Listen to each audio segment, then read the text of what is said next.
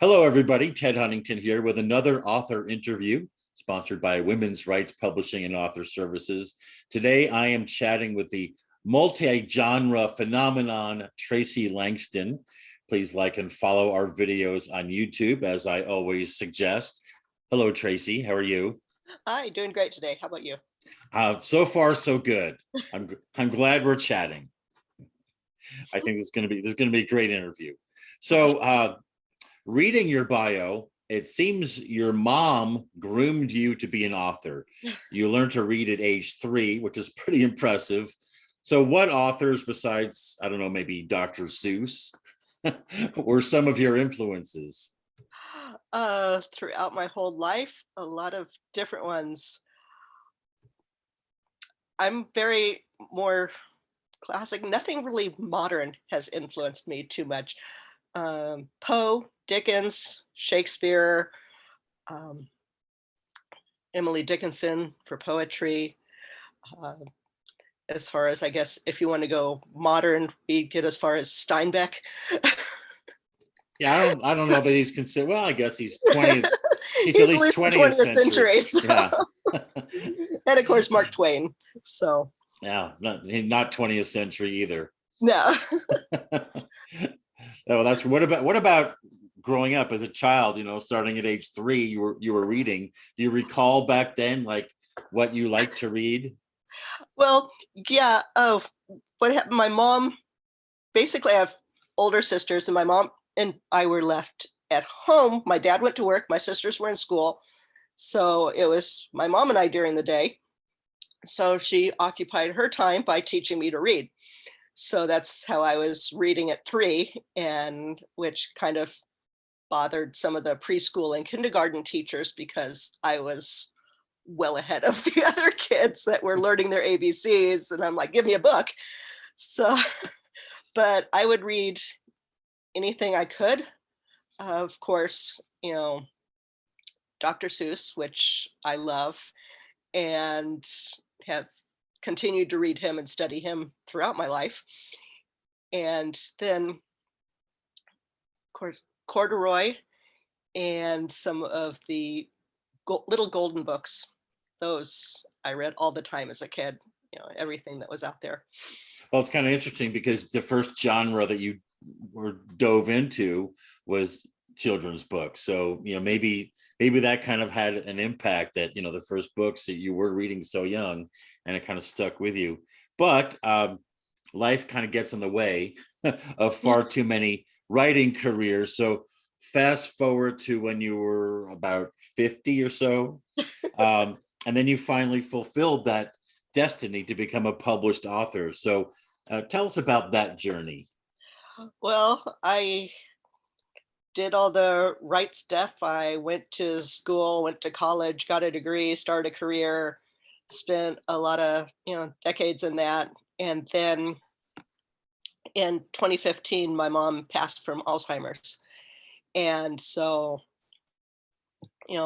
very upset. I needed something to focus on, help you get through your grief and things. And I had a new kitten, and she was just the most hilarious thing, and was unlike any cat I had had up to that point. And so I was like obsessively taking pictures of her.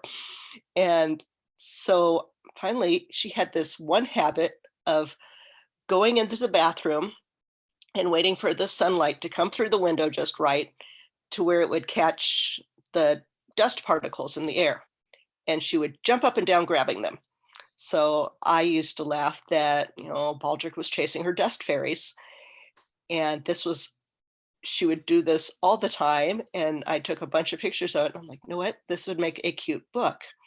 My mom had always said, oh, every time she read my Christmas letters or a book report or something from school or anything, it's like, you should really be a writer. You should really be a writer. Like, you know what? Why not? I've got time right now. And so I put together a bunch of pictures of Baldric and wrote the story for Lady Baldric and the Dust Fairies. And that's how it started. And she became the heroine of most of your early books, right? She is actually the star of am I up to 5 children's books now.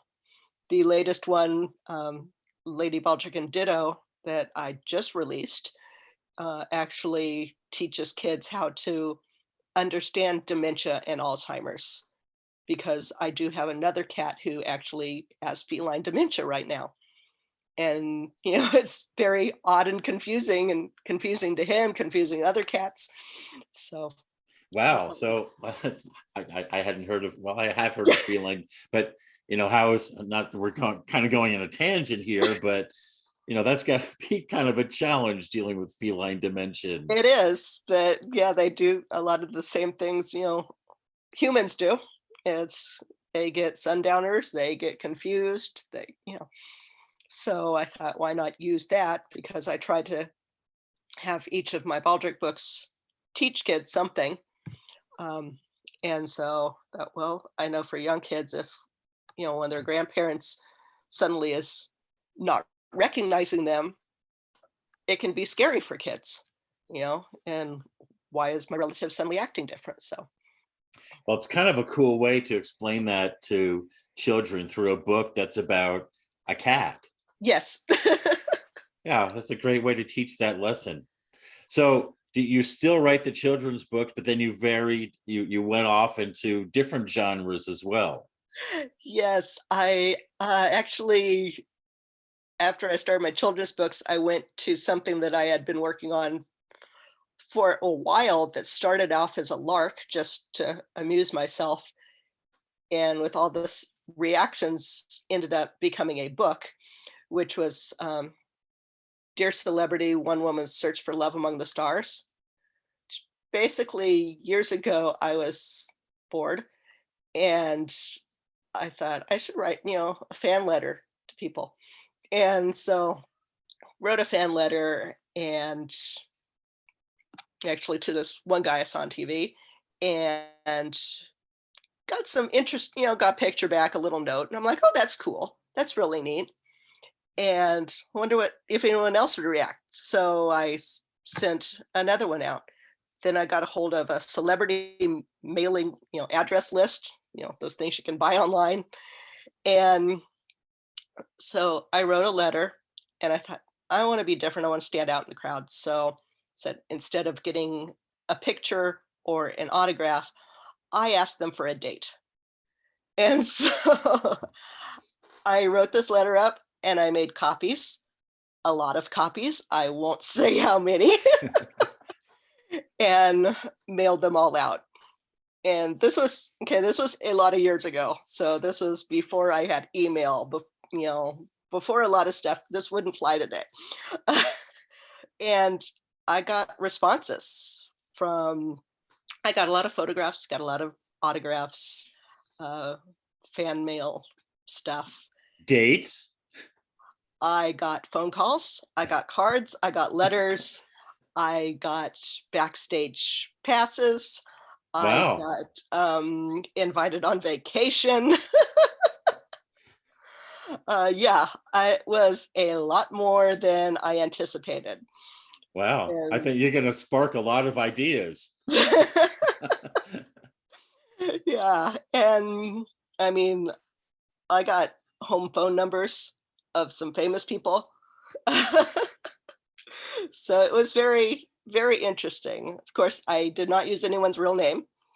So, anyone that reads it can just guess or apply their own dream person to the story themselves. So that was the first book in your that sounds like a completely unique genre.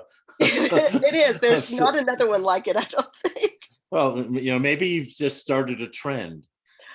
Yeah, this was done, like I said, a number of years ago, where, I mean, caller ID, and it was all through the mail and phone and stuff. And now with paparazzi and other things, I think celebrities have a whole different attitude around fans just for their own protection. Protection. Yeah. I don't think they'd be giving out their home phone numbers to total strangers. You might be surprised. I don't I know. don't know. Maybe the old school letter writing would make a comeback. Yeah. You'd stand out in the crowd from the millions of emails that they get. But then you wrote Ballrooms to Breadlines. Tell me about that. Yeah, through, life changes all the time, and you never know what your circumstances are going to be from day to day. So basically, I grew up, in a nice area doing nice things. I was a debutante, went to actual balls and formal balls with everything. And then, through challenges and careers and other stuff, then you find out that sometimes you have to struggle to make ends meet. And when you find yourself there, it's like it comes down to what is your attitude? Is it the woe is me attitude and this is my life now that I'm actually, getting food from a food bank?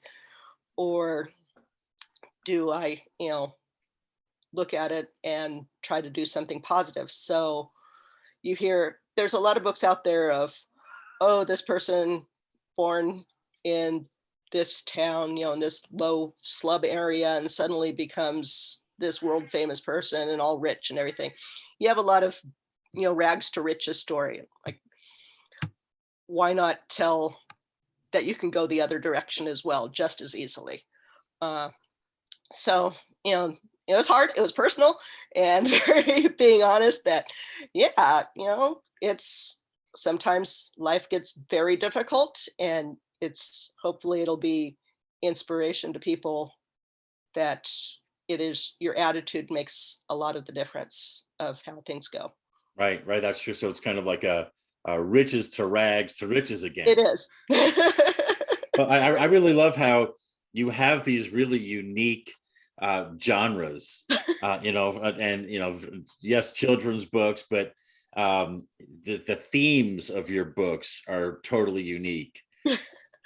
I try to write, I try to write a little of whatever sparks my interest. So uh, that's why I do. I have some that are, short books just on ebook only. Like I had tried my hand at horror writing with Death Tree, crime drama with Hot Shoot. Um, and I have one of paranormal stuff, which talks about, actual stuff of me seeing ghosts and other stuff and my beliefs and psychics and things like that. And so I have fun. I, enjoy writing. And you also are a contributor to one of the most successful book series in the world, Chicken Soup books. Yes, Tell us about that. I have been published in 2 so far, Chicken Soup for the Soul books, both regarding my mom and things, about her. So that was exciting because my books are all self-published. I do that, so which gives me the freedom to write what I want on my schedule and everything. But to submit something to Chicken Soup and for them to read it and say, yes, out of the thousands of people that submit to each book from all over the world, that for them to choose, one of mine and even choose more than one time one of my stories to be in is really, exciting. And I think it's like, okay, wow, I'm a real author now. That is really awesome. That is. Yeah, you also do something quite commendable. You donate a percentage of your book sales to a worthy cause. How'd that come about? um, because part of my, practice gratitude thing, like from the ballrooms to breadline thing of, if you're given something great, you should help others. So I have figured out, different things. 10% of what I make off of my book sales goes to charities related to that book. Whereas the Baldrick books will raise for, animals and different ones, because there's a lot of different charities I want to help, so it's not going to be the same one all the time. But for you know feral cat trap and release, to keep feral cat populations down, to helping. I've been really into watching videos about elephants lately. I don't know why, but they may get something down the line. And so, and of course, ballrooms to breadlines will help food pantries, homelessness, and things. Uh, there's a couple I haven't quite figured out. Whereas, like my paranormal book, I'm not sure where that will go. And the Dear Celebrity, I'm still looking for ideas on that. But Maybe some sort of child actor who struggles later in life. I'm actually thinking community theater.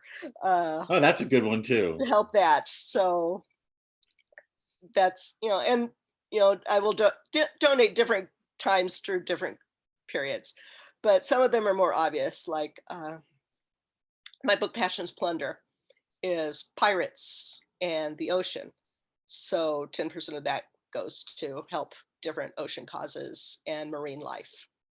No, that's great. I think that's fantastic. And hopefully that will start more of a trend doing that as well. Yeah, because this, hey, I get to write books, and people from all over the world are reading my books. And so, why not be able to help others doing that? Yeah. Well, speaking of that, what kind of I ask almost every author that I interview to give me their best book marketing tip. What gets your books read all over the world? Sheer luck right now. It's more than that. I really have not. I've been trying to see if there's a pattern, but I'm in Facebook groups. I have my Facebook author page. I have my website. I have my Twitter account. I do my Instagram videos, which, this is me perfectly normal. If you watched my YouTube and my Instagram, I'm, I get a little strange, but I'm not really sure. I haven't figured out exactly what is working, but it's working. Well, maybe I'm just spitballing, but maybe it's that your books are so unique that there's a lot out there. There's so much content out there with Amazon Kindle Direct Publishing gives authors this great platform to publish, but there's so much competition, and especially with these really vast genres like romance. Or so you've hit on such unique genres that that seems to maybe bode well for you. Yeah, and maybe it does, because sometimes, some of my books I repeatedly get in the top 100 on their categories on Amazon, which is a thrill. One time I actually had to take a screenshot of it because Ballrooms to Breadlines hit on the top 100, and right below it was a book on money by Benjamin Franklin. Huh. And so you beat Ben Franklin. I was ahead of Benjamin Franklin. And then Dear Celebrity periodically ranks very high on humor and entertainment.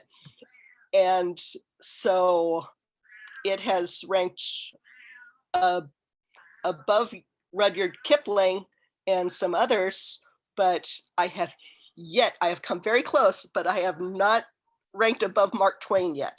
So fingers crossed on that one. I'm really impressed. Now, I think I hear Baldrick in the background. Is Baldrick doing a book reading? You actually hear ditto. Oh, ditto. Yes. And that is, his random yelling from his dementia. Oh, hi, ditto. Yes. Oh, poor ditto. Yes. Sadly, Baldric is no longer with us. Oh, Yes. but he lives on in your Yes, in I did literature. lose her last fall, and at the age of 6.5. And Oh, so young. yeah, she was a feral rescue that had a lot of health issues to start her life with. She was very challenged, but it didn't let her, it didn't stop her. And but she had a short life. But I'm So, but sure she's very loved. yes. Oh, yes. As you can see from her books, is that you know she's wonderful. So, So what are you working on now? what am I working on now? I usually work on several things at one time because my brain's always going in a million different directions. So I keep notebooks all around my house for, with the title of the book. So when I get an idea, I find that notebook and have to scribble down either a piece of dialogue or a setting or some character name or something.